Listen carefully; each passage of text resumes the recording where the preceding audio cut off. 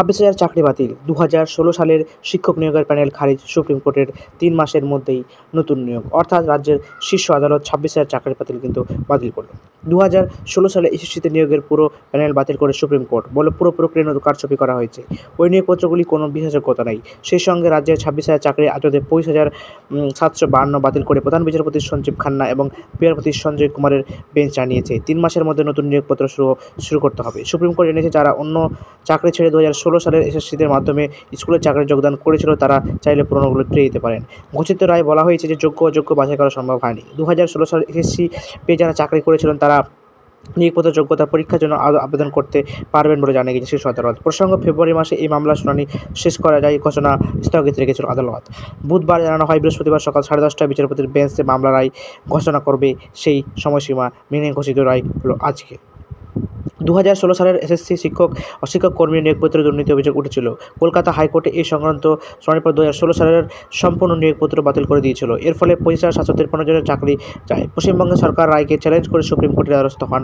গত 4 ফেব্রুয়ারি শীর্ষ আদালত শেষ করেছিল মামলায়। বুধবার সুপ্রিম কোর্ট তালিকা প্রকাশ করে তাতে বলা হয়েছিল বৃহস্পতিবার সকাল 16,000 চাকরি বাতিল মামলার রায় ঘোষণা করবে হবে। সেই মতো ঘোষণা করা হলো রায় আজকে।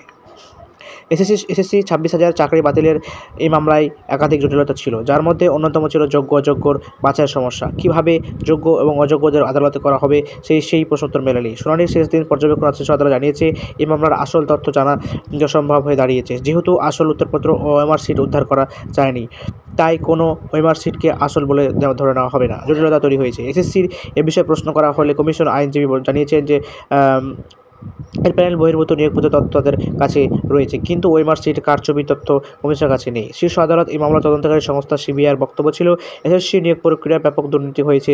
সাদা খাতা জমা দিয়েই অনেকে চাকরি পেয়ে গিয়েছে। তাই 16,000 চাকরি বাতিলের এই মামলা হাইকোর্টের রায় বহাল থাকা উচিত। অন্যদিকে রাজ্য সরকার তরফে আদালত জানানো হয়েছিল যে ওইজন চাকরি একসঙ্গে বাতিল করা হলে রাজ্যের শিক্ষা ব্যবস্থা ভেঙে পড়তে পারে। কলকাতা হাইকোর্টের বিচারপতি দেবাংশু বসাক এবং বিচারপতি মোহাম্মদ সব্বর রশিদের ডিভিশন বেঞ্চে 2024 সালের 22 এপ্রিল 2016 সালের নিয়োগ প্রক্রিয়াগুলি বাতিল করা দিয়েছিল। পাশাপাশি যারা মেয়াদ উত্তীর্ণ প্যানেল চাকরি পেয়েছিল, খাতা জমা দিয়ে চাকরি পেয়েছিল, তাদের বেতন ফেরত দেওয়ার নির্দেশ দেয়।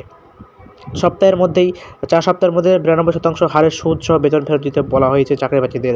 হাইকোর্টের নির্দেশে চ্যালেঞ্জ করে পৃথকভাবে শীর্ষ আদালতে মামলা রাজ্যের শিক্ষা দপ্তরের। এসএসসি এবং মধ্যশিক্ষা পর্ষদ দফায় অবশ্যই বুঝতেই পারলেন, কিন্তু 26,000 যে চাকরির সেটা কিন্তু বাতিল করা হলো আজকে ভারত সরকারের কিন্তু শীর্ষ আদালত সুপ্রিম কোর্টের।